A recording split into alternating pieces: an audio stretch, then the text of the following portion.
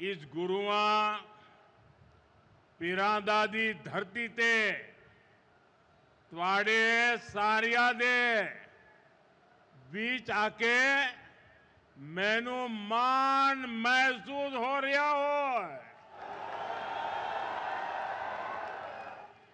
पंजाबियों किवे हो? चढ़दी कला च हो? साथियों, कुछ समय पहले मैं यहां श्री गुरु रविदास जी के जन्मोत्सव का हिस्सा बनने आया था और आज हमारा जालंधर विकास के उत्सव का साक्षी बन रहा है। आज सुबह मुझे जिंद से देश की पहली हाइड्रोजन ट्रेन शुरू करने का अवसर मिला है। आज जिंद से ही मुझे कुरुक्षेत्र में एक भव्य सिख म्यूजियम के शिलान्यास का सौभाग्य मिला है। ये म्यूजियम हमारी गुरु परंपरा को, गुरुओं के ज्ञान को भावी पीढ़ी तक पहुंचाने में बड़ी भूमिका निभाएगा। ये गुरुओं की शिक्षाओं, उनके बलिदान और सेवा की परंपरा को जीवंत रूप में प्रस्तुत करने वाला प्रेरणा केंद्र बनेगा। हरियाणा की भाजपा सरकार ने हमारी सिख विरासत को भावी पीढ़ी तक पहुंचाने के लिए ये पवित्र काम शुरू किया है। साथियों, विकास कार्यों को गति देते हुए अब यहां जालंधर से कई नई रेल सेवाएं शुरू की गई है। आज अमृतसर से काशी के बीच रेल सेवा भी शुरू हुई है। इससे गुरु रविदास जी के भक्तों के लिए पंजाब से काशी जाना और अधिक आसान हो जाएगा। आज दौलतपुर चौक और करतौली के बीच नई लाइन भी शुरू हुई है। करतौली से अंबाला के बीच नई रेल सेवा को भी हरी झंडी दिखाई गई है। साथियों, आज ही लुधियाना बाईपास का शिलान्यास, दिल्ली अमृतसर कटरा एक्सप्रेसवे के एक और सेक्शन का लोकार्पण हुआ है। मैं ऐसे हर प्रोजेक्ट के लिए देशवासियों को और खास तौर पर पंजाब के मेरे भाई बहनों को बहुत बहुत बधाई देता हूं। आज भारत सरकार कनेक्टिविटी के, इंफ्रास्ट्रक्चर के अनेक ऐसे प्रोजेक्ट पर पंजाब में काम कर रही है। पंजाब में भाजपा सरकार नहीं है, लेकिन हमारा पंजाब विकसित हो, इसके लिए केंद्र की भाजपा एनडीए सरकार कोई कसर बाकी नहीं छोड़ रही है। साथियों, आज मैं विशेष रूप से जालंधर के लोगों की भी सराहना करूंगा, जिन्होंने स्वच्छता से स्वागत पहल के माध्यम से इस कार्यक्रम को और सार्थक बना दिया है।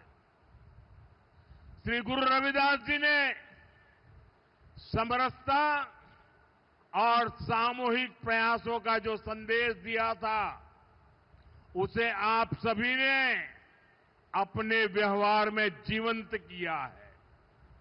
ये अभियान कर्तव्य भावना का भी उत्तम उदाहरण बन रहा है।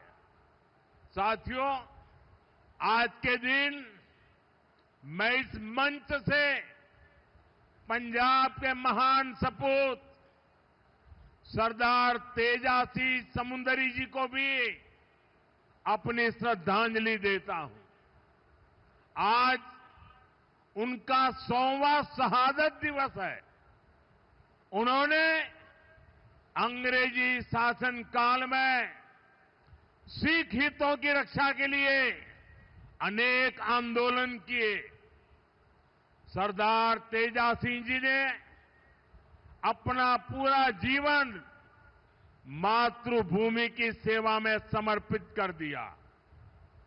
आज से शुरू हो रहे उनके शहादत वर्ष से जुड़े कार्यक्रमों से हम सभी को प्रेरणा मिलेगी।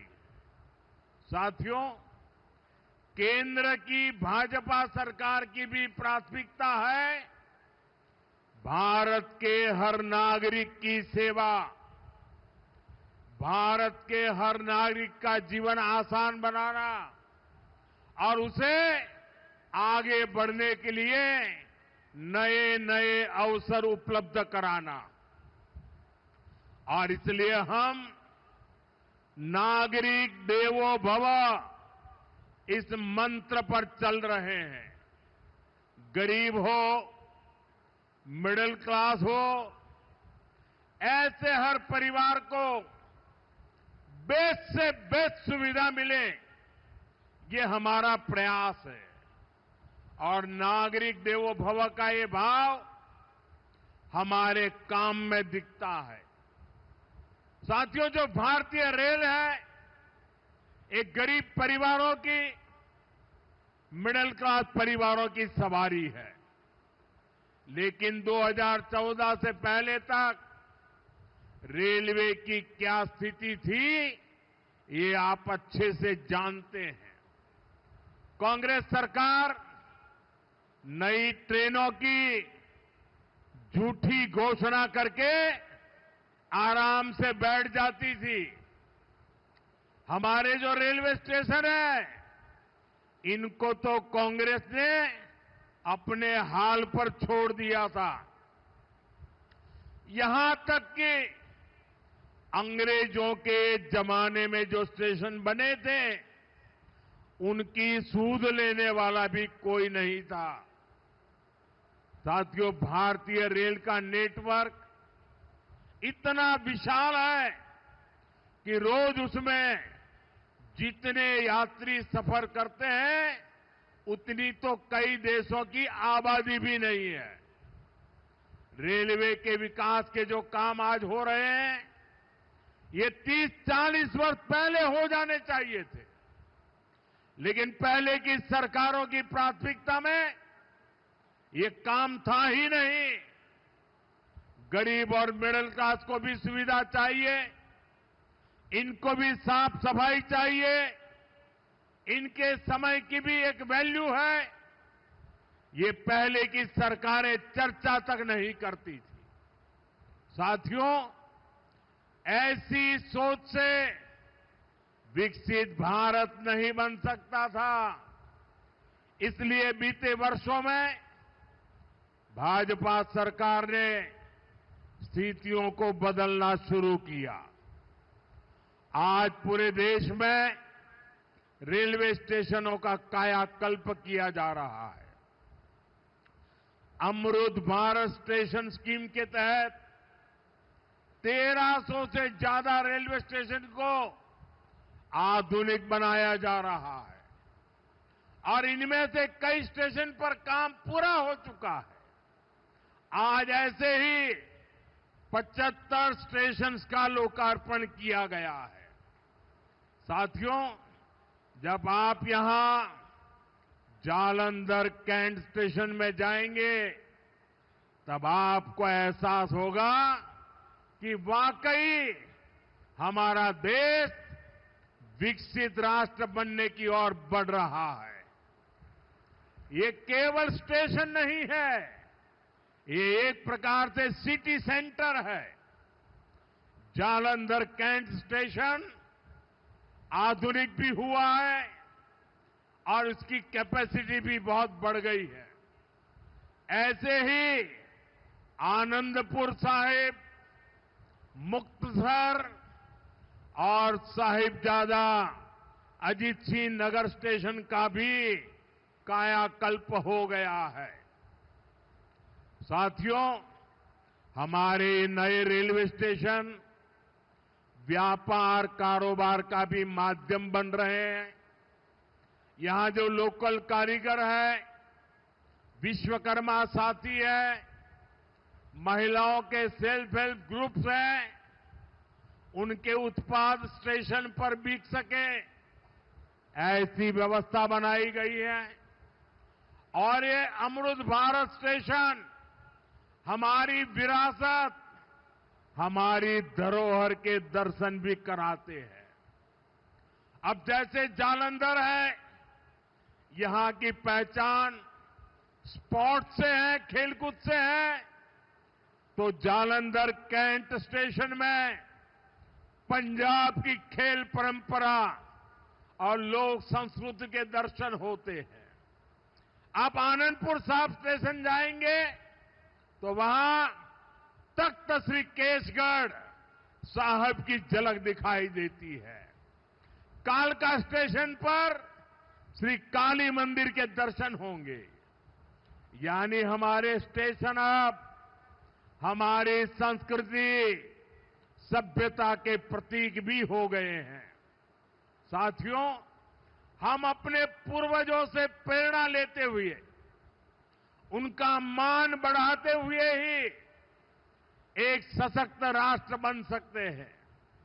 इसी पवित्र भाव से ही आदमपुर एयरपोर्ट का नाम श्री गुरु रविदास जी महाराज जी एयरपोर्ट किया गया है और चंडीगढ़ इंटरनेशनल एयरपोर्ट पर अब शहीद भगत सिंह इंटरनेशनल एयरपोर्ट के नाम से जाना जाता है। और ये काम भाजपा सरकार ने किया है और हमें इस पर गर्व है। साथियों, ये धरती शेरे पंजाब महाराजा रणजीत सिंह की धरती है। महाराजा रणजीत सिंह के शासन में खुशहाली भी थी, सुरक्षा की गारंटी भी थी और समाज में सद्भाव भी था। लेकिन पंजाब में आज क्या हो रहा है, ये किसी से छिपा नहीं है। यहां विज्ञापनों के दम पर विश्वासघात की तस्वीर छिपाई जा रही है। आज पंजाब में कानून व्यवस्था बेहाल है। कब कहां गैंगवॉर हो जाए, किस दिशा से गोलियां चलने लगे, कोई कह नहीं सकता। यहां व्यापार कारोबार करना मुश्किल हो गया है। सरेआम लोगों से फिरौती मांगी जा रही है। पुलिस थाने तक सुरक्षित नहीं है। आए दिन थानों पर अटैक होते हैं और सबसे दुखद तो ये है कि पंजाब का भविष्य भी बर्बाद किया जा रहा है।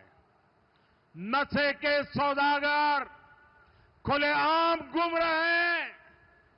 पंजाब के युवाओं को नशे के दलदल में धकेला जा रहा है। साथियों, आज यहां जो लोग पंजाब की सत्ता में बैठे हैं, ये लोग बहुत घमंड से देश की राजनीति बदलने का दावा करते थे, लेकिन आज इनकी सच्चाई देश देख रहा है।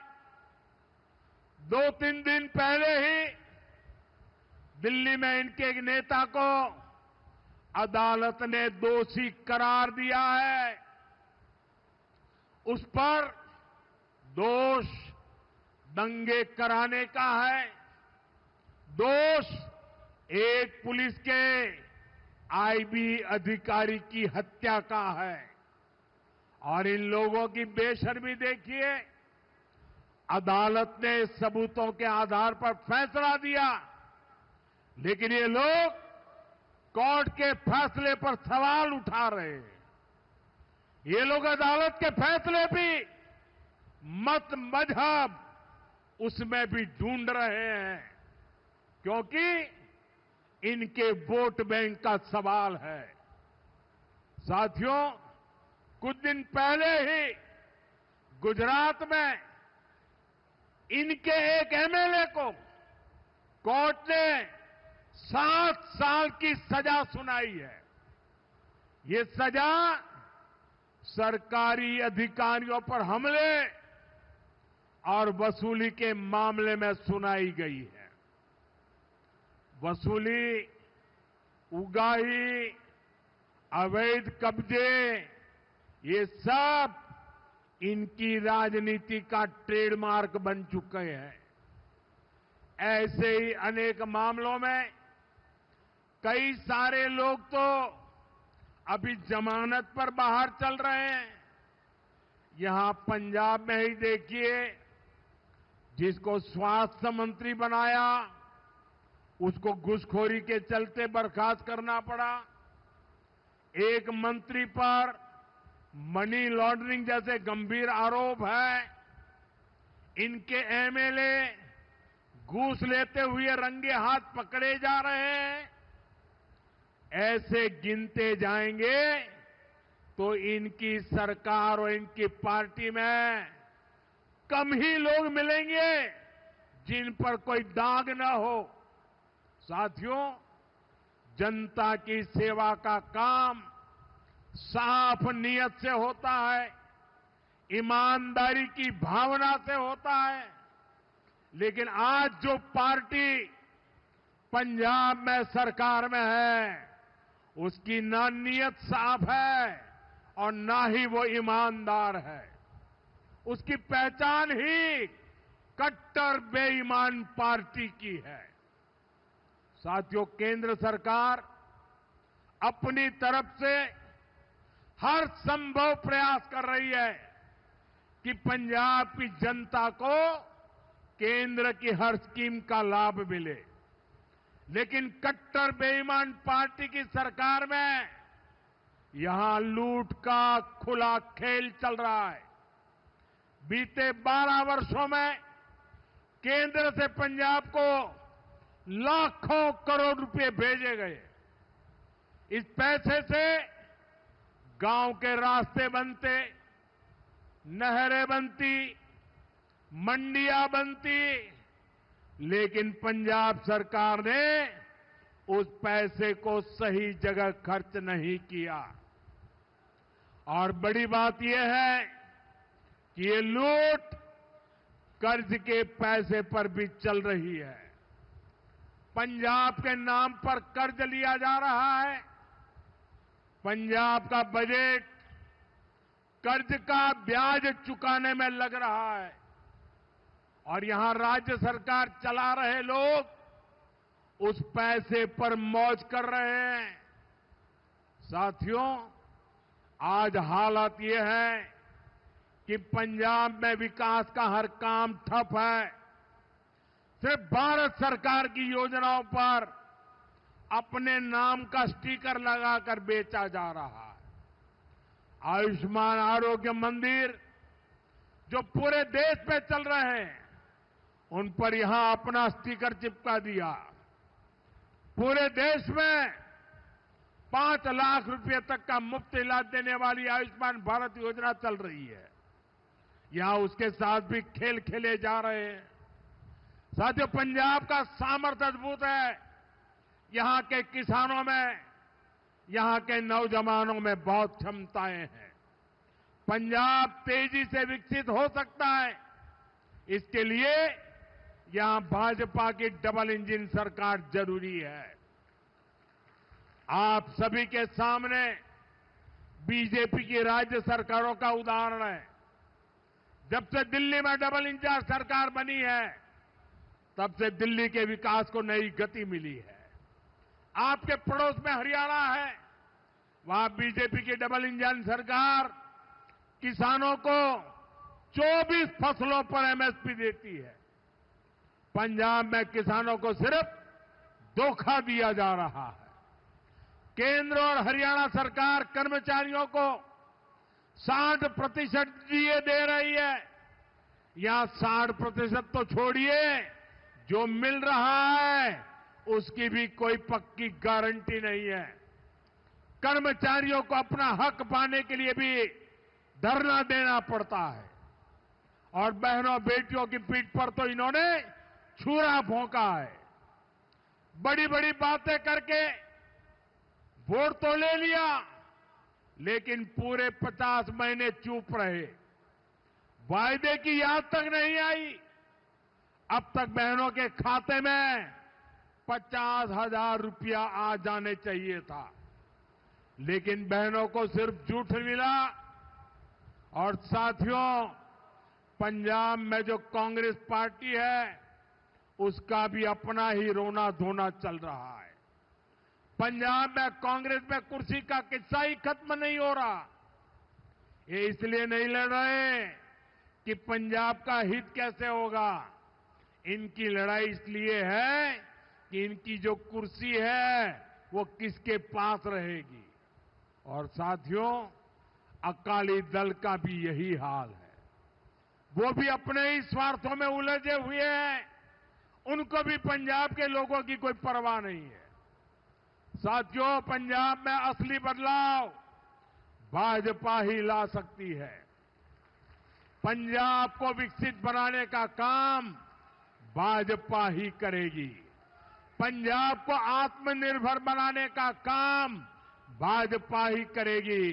पंजाब में नया निवेश आए, पंजाब में रोजगार के नए अवसर बने, पंजाब में बने प्रोडक्ट दुनिया के कोने कोने में पहुंचे, ये काम राज्य में बीजेपी की सरकार ही करेगी।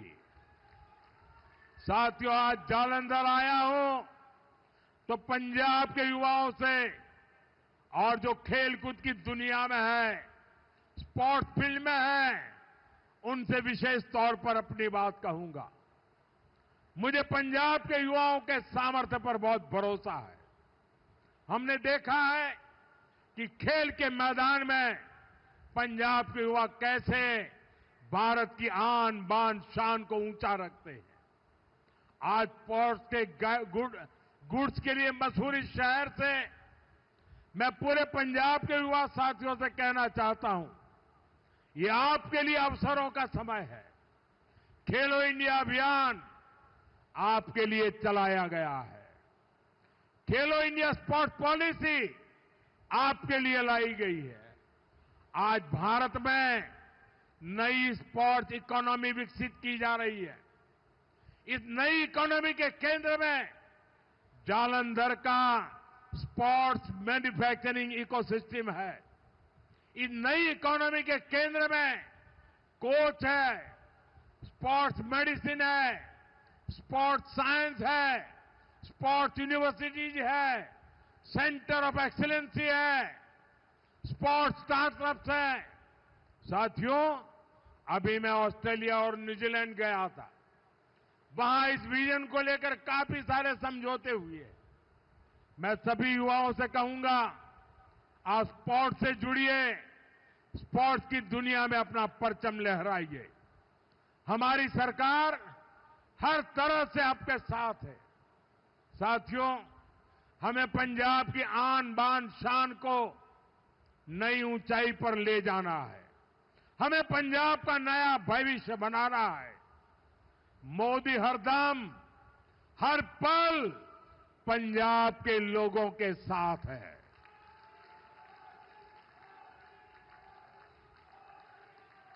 साथियों, फिर एक बार सभी मेरे पंजाब के भाई बहनों को इन विकास कार्यों की बहुत बहुत शुभकामनाएं।